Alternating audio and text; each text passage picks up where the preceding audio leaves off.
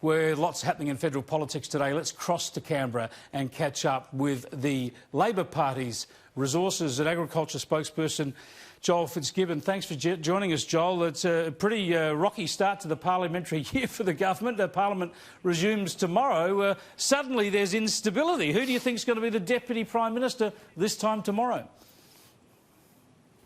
It's always a pleasure to join you, Chris. Well, no one knows, do they? And I enjoyed your early editorial. One thing underpins all of this, of course, and that is the fact that the Liberal Party very, very rarely, indeed only a couple of times since the Second World War, enjoys enough public support to form a government in its own right.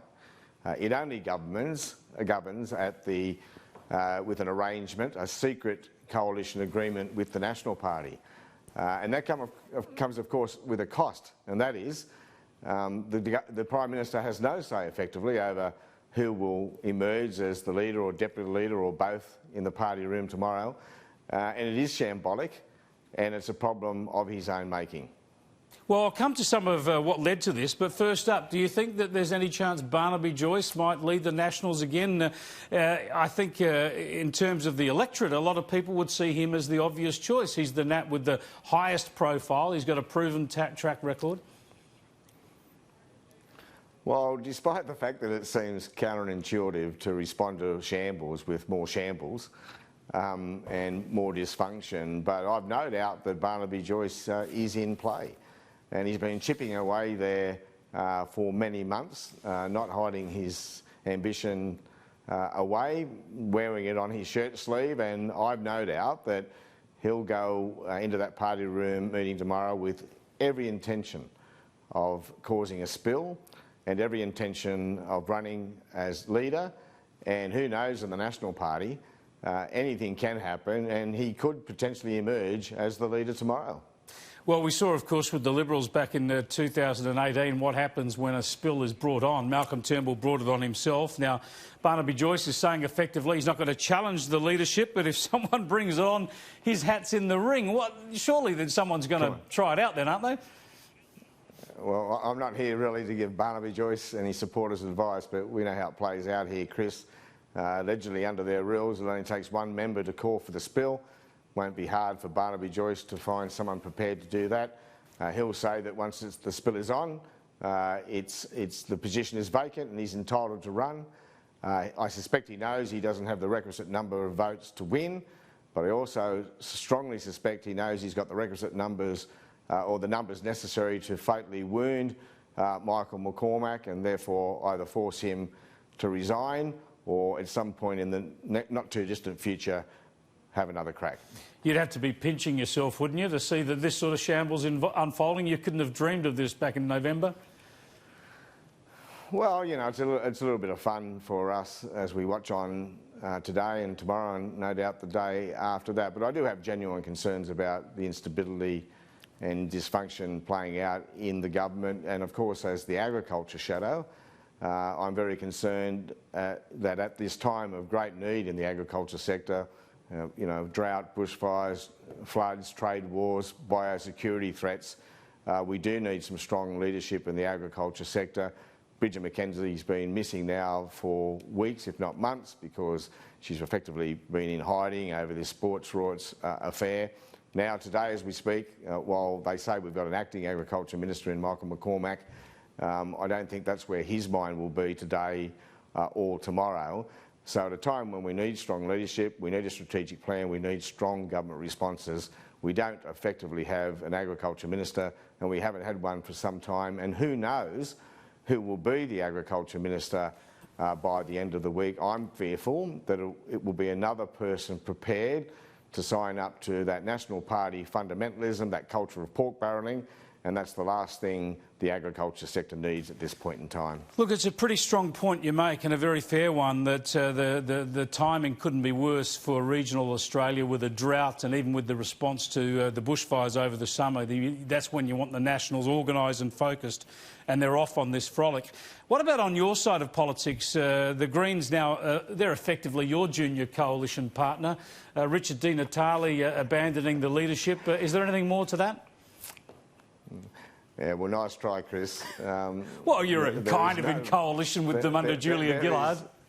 Yeah, well, you cannot authenticate that remark. There is no evidence of that, and it's just untrue. We'll vote with the Greens in the Senate when we think it's in the national interest, and we don't vote with the Greens in the Senate when we don't believe it's in the national interest to do so, and it's no more complex than that. Again, Scott Morrison has a formal, secret coalition agreement with the Nationals. He can't be the Prime Minister without it, and I think it's about time that the Prime Minister opened that agreement up to the Australian people so they know what deals have been done and will be done if they need a new agreement after tomorrow to give Scott Morrison the right to remain the Prime Minister. I mean, sure, they're a formal coalition, but the point is still that last time you were in government, you had an arrangement with the Greens. As I say, a kind of coalition. I wouldn't call it a coalition, but it's certainly some sort of de facto coalition. You have to work closely with them. Are you concerned that Richard Di Natale is going? Do you think it weakens the Greens? Or is it an opportunity for Labor to steal some Greens voters back to the Labor fold? Oh, look, I don't think it means anything amongst the Labor Party faithful. We'll continue to work with anyone, any minor party or any crossbencher who is prepared to work with us in the national interest. I'm not going to run a commentary on the Greens' leadership. That's a matter for them. Hang on. You're happy to run a commentary on the Nationals' leadership. Do me a favour and run one on the Greens as well. Of course I am. Well, it's well known, Chris. I'm happy to say this, that it's well known that I very regularly, vehemently disagree with the Greens. And I've no doubt that will continue to be the case well into the future. Do you think there's any chance that Labor and the Greens will come together on climate policy, or do you think that the climate policies enunciated by the Greens already are just too extreme that you won't ever be able to find common ground with them? Well, I suspect there are a large number of people in the Labor Party that have never recovered from the decision by the Greens to vote against Kevin Rudd's very sensible legislative architecture. That was an unfortunate move on their part, and as a result of that, we've been having these climate wars now ever since. I've said publicly before that it is time for some more bipartisanship on climate. I mean, the climate's changing.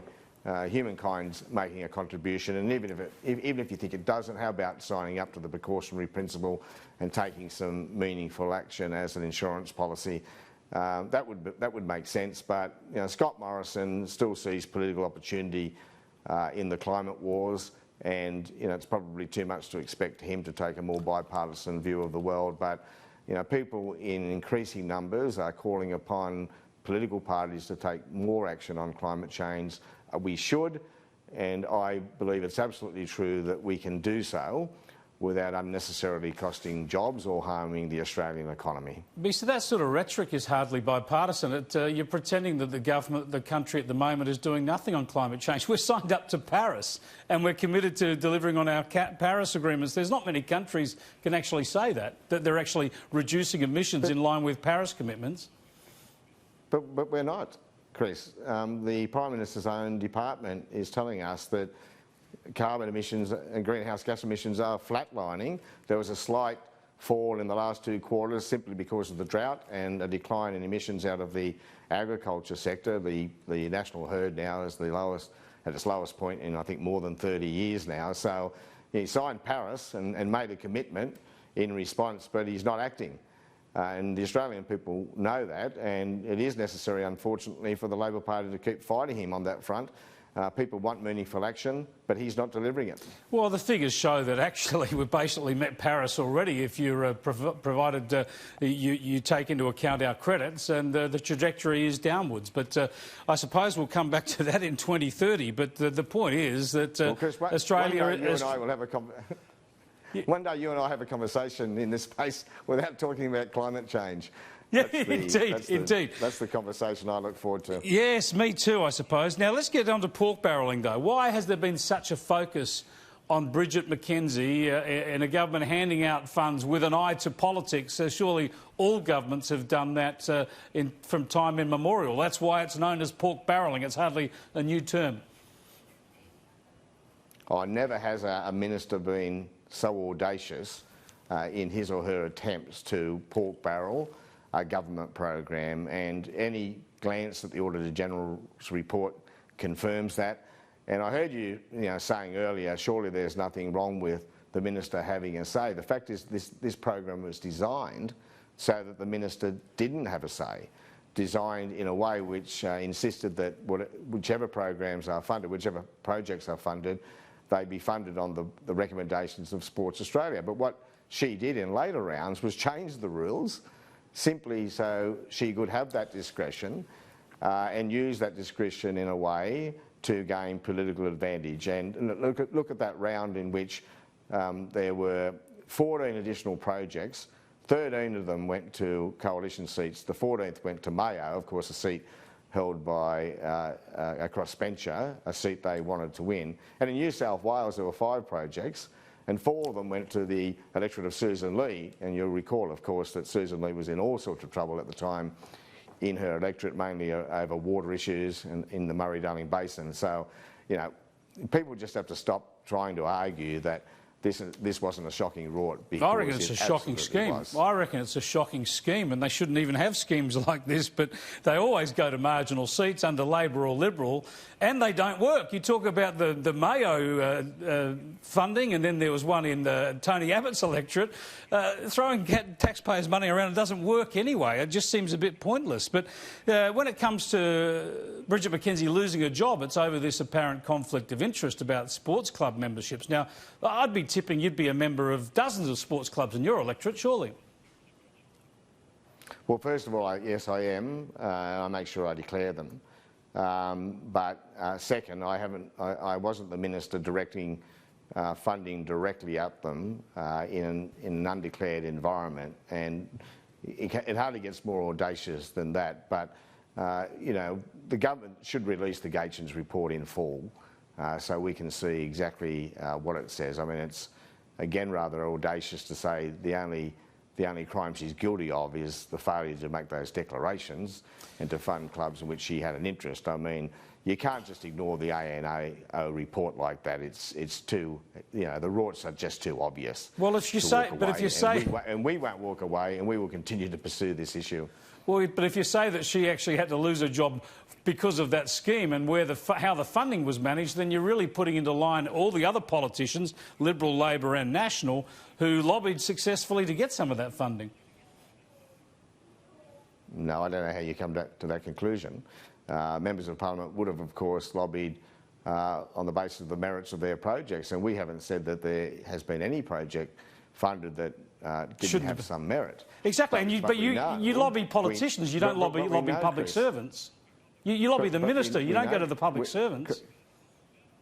Chris, we know that Sports Australia set a score to establish the successful projects, and we know that very few of these projects which received funding went anywhere near that score of, I think, 74 out of 100. In fact, some of them were very, very low. Now, you don't just establish for yourself after the event discretion so that you can pork barrel, and that's exactly what she did, and this is what sets this scheme above all others in terms of its questionability. Well, she's gone now, of course. Parliament resuming this week. I imagine you'll pick over that issue a lot, as we say, to try and bring in other people in the government. But what's going to be your real focus of substance this week in the Parliament? Will it be the economy, or will it be the drought?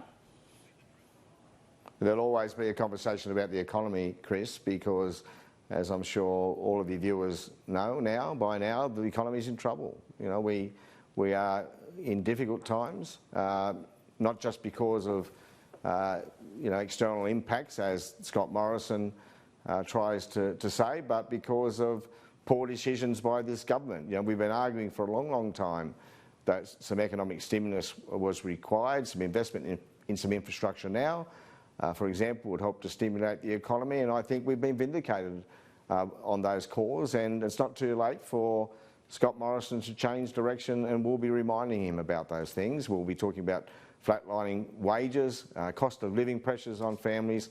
We'll do that this week, no doubt, just like we do every week.